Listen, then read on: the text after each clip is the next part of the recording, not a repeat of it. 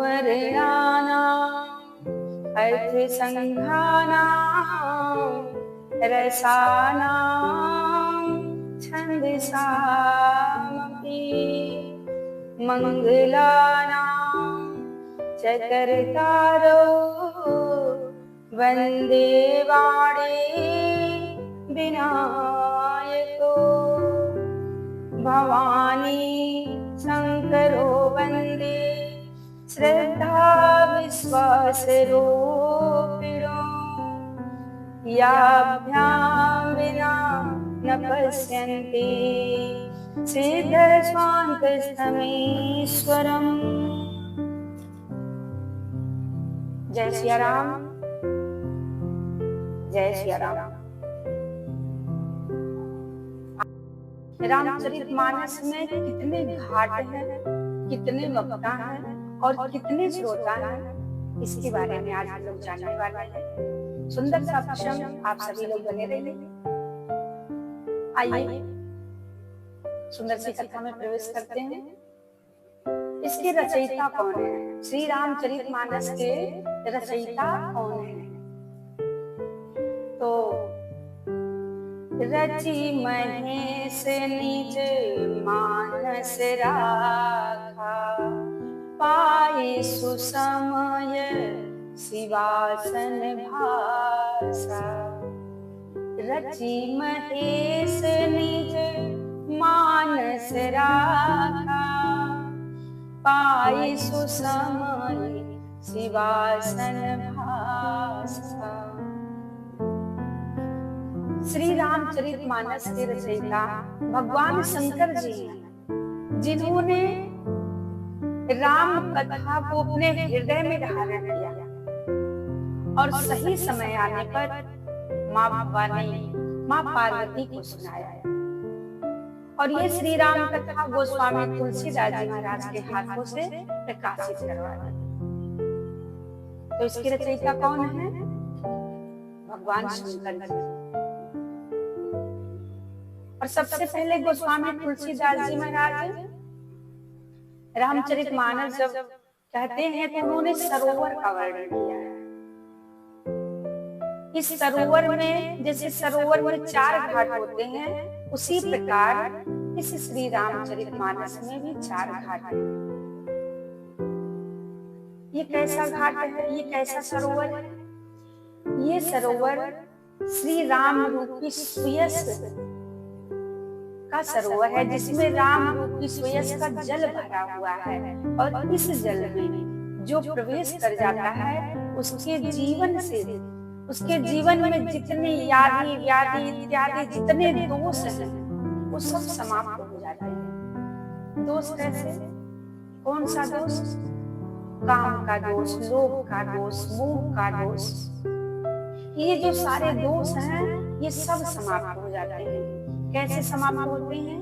जब हम श्री रामचरित के सुयस रूपी जल में प्रवेश करते हैं, इस सरोवर में प्रवेश करते हैं, तो हमारे जीवन से सारी यादि व्याधि सारी इत्यादि सब समाप्त हो जाती है। जैसे किसी को बुखार है, कोई बीमार है, तो उसको 1 बाल्टी पानी में औषधि घोलकर उसे यदि स्नान करा दिया जाता है तो वो ठीक हो जाता है। उसी प्रकार श्री राम रूपी जो सुयस का जल है, इसमें हम यदि प्रवेश करेंगे तो हमारे जीवन से सारी बुराइयां समाप्त हो जाएंगी। तो श्री रामचरितमानस में 4 घाट हैं। ये 4 घाट कौन है? इसके बारे में हम लोग समझने वाले हैं। ये 4 घाट, पहला घाट है ज्ञान घाट। ज्ञान घाट पे वक्ता के रूप में भगवान शंकर जी हैं और श्रोता के रूप में माँ पार्वती। और ये स्थान कौन सा है? कैलाश पर्वत, जहाँ पर विराजमान होकर भगवान शंकर जी माँ पार्वती जी को ये कथा सुना रहे हैं। और दूसरा घाट है कर्म घाट, जिस घाट पर याज्ञवल्क्य जी महाराज श्रोता के रूप में हैं और भरद्वाज जी महाराज श्रोता के रूप में हैं, याज्ञवल्क्य जी महाराज वक्ता के रूप में हैं। ये कौन सा घाट है? कर्म घाट है। स्थान कौन सा है? प्रयागराज। तीसरा घाट है भक्ति घाट, जिस घाट पर कागभूषुंडी जी महाराज वक्ता के रूप में हैं और गरुड़ जी महाराज श्रोता के रूप में हैं।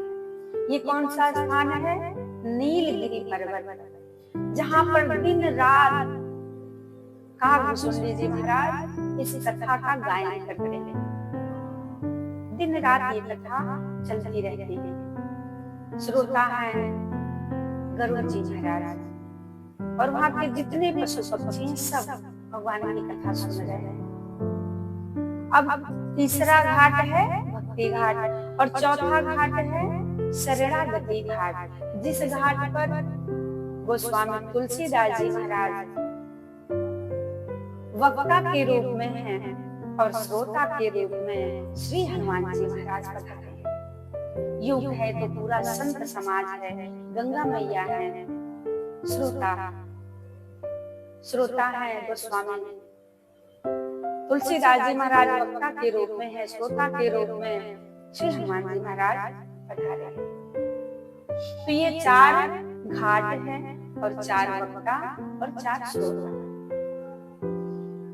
ये चारों वक्ता बहुत विद्वान हैं, चारों श्रोता भी विद्वान हैं, सब विद्वान हैं और ये कथा 4 घाटों पे चल रही है। ये वही श्री रामचरितमानस है, वही कथा है जो कथा भगवान शंकर जी कह रहे हैं, जो कथा याज्ञवल्क्य जी महाराज कह रहे हैं, जो कथा तुलसीदास जी महाराज कह रहे हैं, जो कथा कागभूषुंडी जी महाराज कह रहे हैं।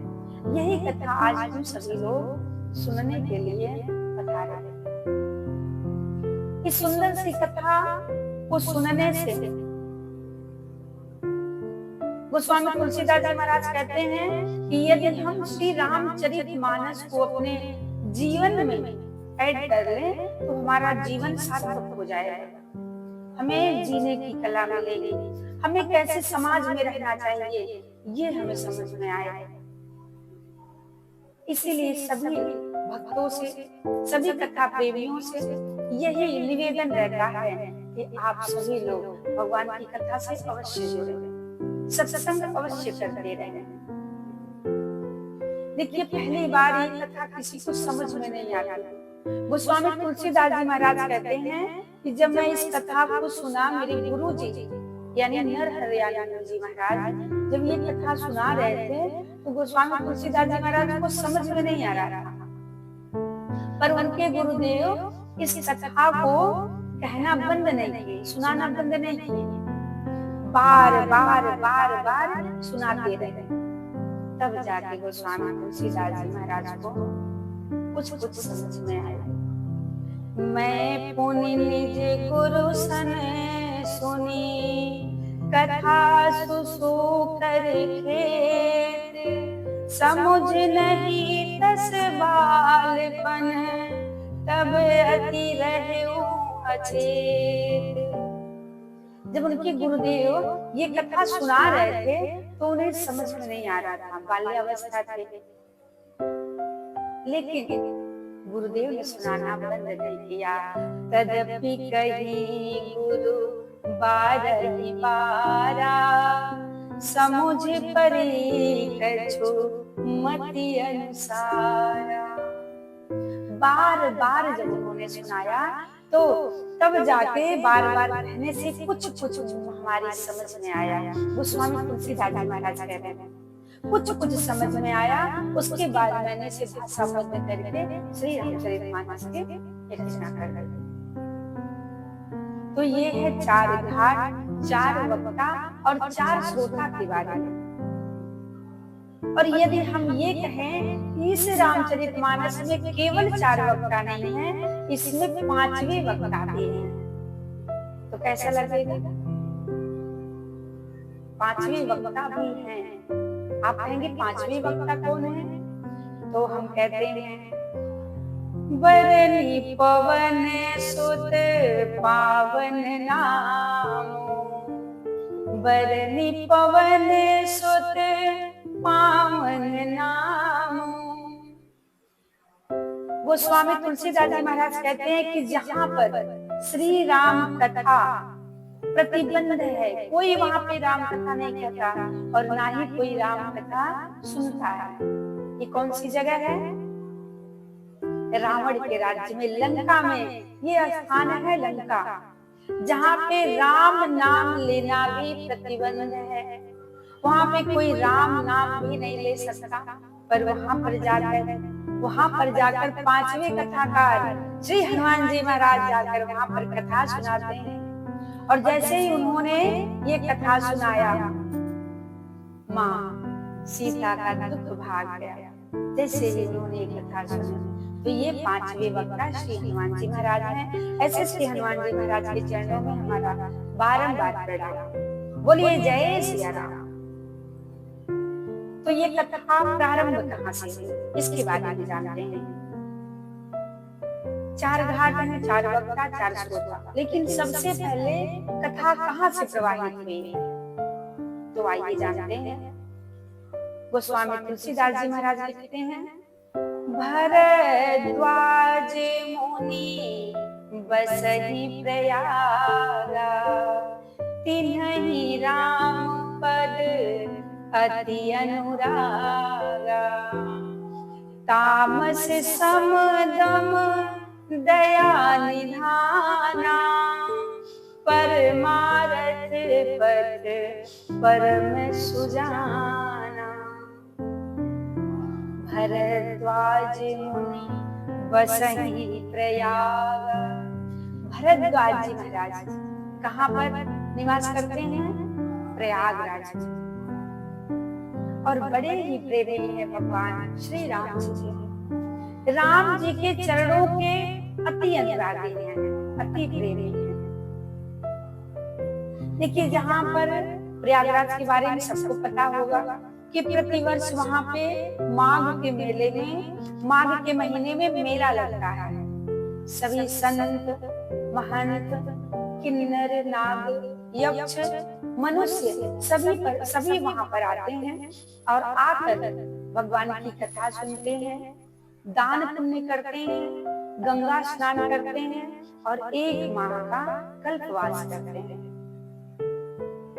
एक बार क्या हुआ कि सारे संत महात्मा पधारे थे।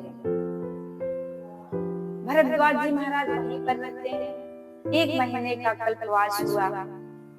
सभी संत महात्मा स्नान इत्यादि दान पुण्य करके, गंगा स्नान करके जब जाने लगे, तो भरद्वाज जी महाराज ने देखा कि सभी चले जा रहे हैं।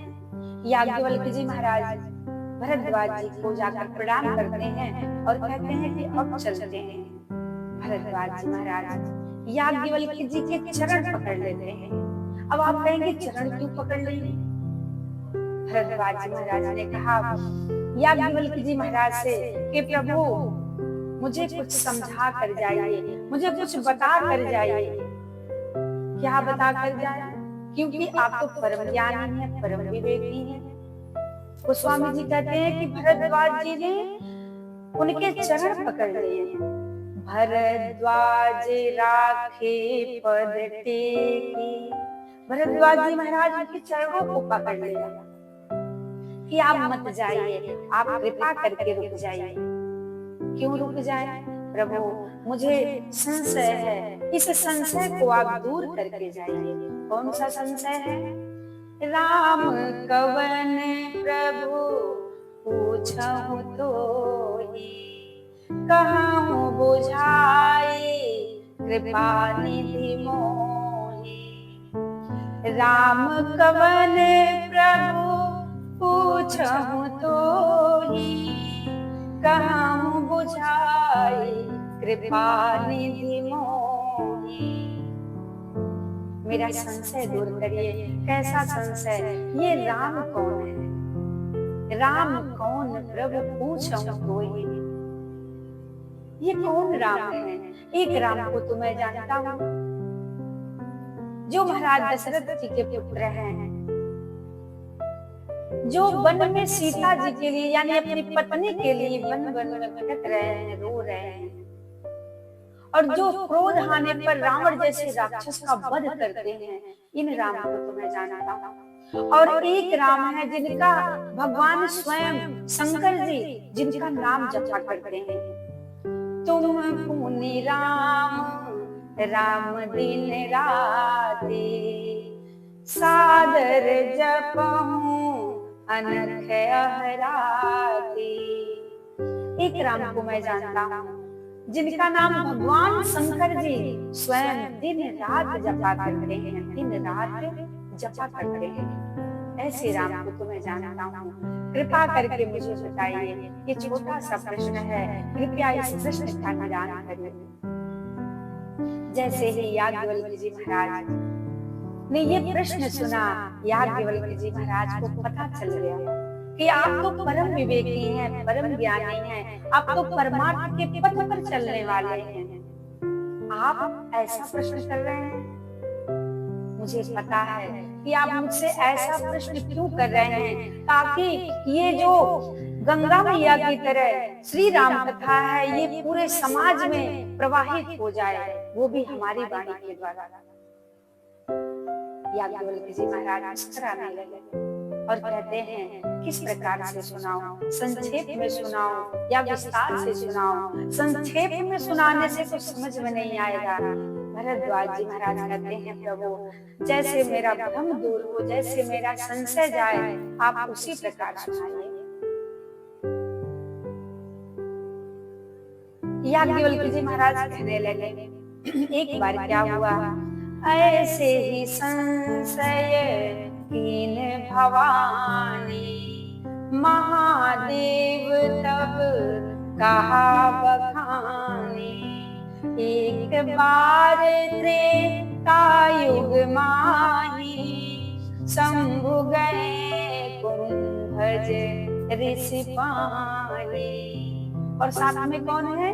संग सती जग जननी भवानी, पूजे ऋषि अखिलेश्वर जाने, पूजे ऋषि अखिलेश्वर जाने। कल की कथा में हम लोग सुनेंगे कि भगवान शंकर जी किस प्रकार से माँ सती को लेकर अगस्त्य मुनि के पास किस प्रकार जाते हैं और कैसे माँ सती को भ्रम होता है और किस प्रकार से ये सत्य प्रसंग कल हम लोग सुनेंगे। आज के लिए जय श्री राम, राधे राधे।